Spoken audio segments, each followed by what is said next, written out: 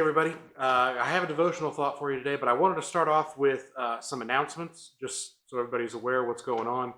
I hope everyone that has heard one way or the other, whether it was at church on Sunday or on Facebook, but I have been appointed to a different church.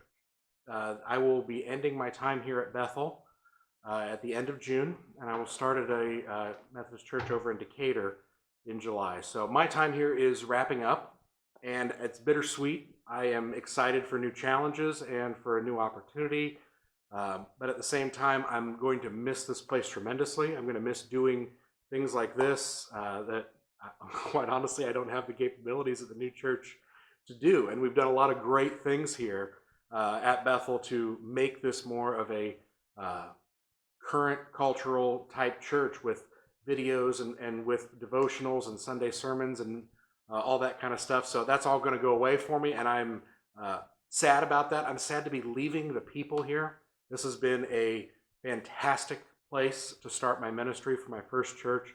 It'll always be the first place I think of when I think of my first church. Will always be right here. So I'm very bittersweet about it. We do have another 5 or 6 weeks left of me here, and these videos will begin to slowly taper off.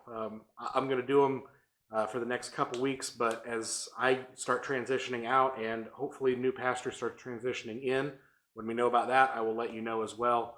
But hopefully we'll get some of this switched over and allow with July for a new kind of fresh beginning. So for those of you that didn't catch that, that's where I kind of wanted to start today. We will be back with sound this Sunday. We got our soundboard Sunday morning. I didn't have enough time to really dial it in and make sure everything was right before the service to be able to record. But soundboard is back. We will have a sermon back on Sunday. Okay, that's what I got for you announcement-wise. Now let's dive into the devotional. Okay, and because of this big change and because of the emotions that have been running high, both in my life and I'm sure in the life of the church right now, I keep coming back to a verse, and it's one that I think we got to talk about today. It's the one that God's really put on my heart, and it's Proverbs. Hold on just a second here. It is Proverbs 3, and it is verse 5. Okay, one of those verses that you hear a lot of. The NRSV version here is, "Trust in the Lord with all your heart, and do not rely on your own insight." Okay. Another one is, "Trust in the Lord with all your heart and soul and mind, and lead not on your own understanding." Another way to say that's very popular. And this is kind of an interesting verse for me because I don't feel like I've ever had a problem trusting God. I trust God very much. I trust God in my ministry. I try to trust God in my life. Trust is one of those things that because of such a high reverence I have for my, ultimate creator, it's pretty easy for me to believe that God's in control and trust is there. The part that I struggle with, and I'm suspecting some of you struggle with too, is lean not on your insight, lean not on your understanding. Okay? It's real easy for me to trust God if I know what the plan is. When I'm forced to trust God with no idea, with no plan, with no concept of what tomorrow could bring, that's where I start to fail. That's where I start to fall short. And I know that a lot of people are the same way. And, in this time of transition, in this time of new beginnings and things coming to an end, and even just with the regular weather, with summer, with school ending, with, all the stuff that kind of comes and goes with this time of year, it's so important to us to try to figure out what's going on and to know what's coming next. So I'm going to remind all of you, trust in the Lord with all of your heart, all of your soul, with all of your mind, with everything about you. Trust in God, and trust in Him, not because you know what's going on, but trust Him because sometimes you don't. And when you're in that place where you don't know, where it's dark, where it's lonely, where you're falling short of where you wish you were, you still got to trust God.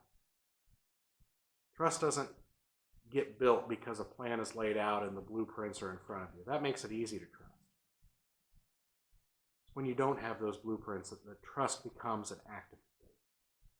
When you're not sure what tomorrow will bring or where this direction is going or what the future may hold, that's when the trust is harder. And when trust is hard, that's when you're trusting in God the best way it can be. You reach to God through that difficulty. Reach out for God's guidance in your life, especially when it's hard. And I know that's difficult. That's one of the hardest things that I deal with. Truthfully, in all the problems and issues that I have as a flawed sinner here on earth, that's one of my top ones, is trusting in God and wishing I knew the plan. You know what? Sometimes we got to throw that plan out the window and just understand that God's in control, and we believe that God's in control. Hey, thank you guys always for watching. And like I said, as these come to an end, don't stop liking them. Don't stop sharing them. Hey, there's a whole back catalog of these devotionals and a back catalog of sermons for almost 2 years now. Please continue to do this with those, with the sermons, with the videos. Share anything that we may have said or done. Okay? This is a ministry that we have set up here at Bethel to reach as many people as we can. Allow them to work through you. Okay? Thank you guys always for watching. God bless.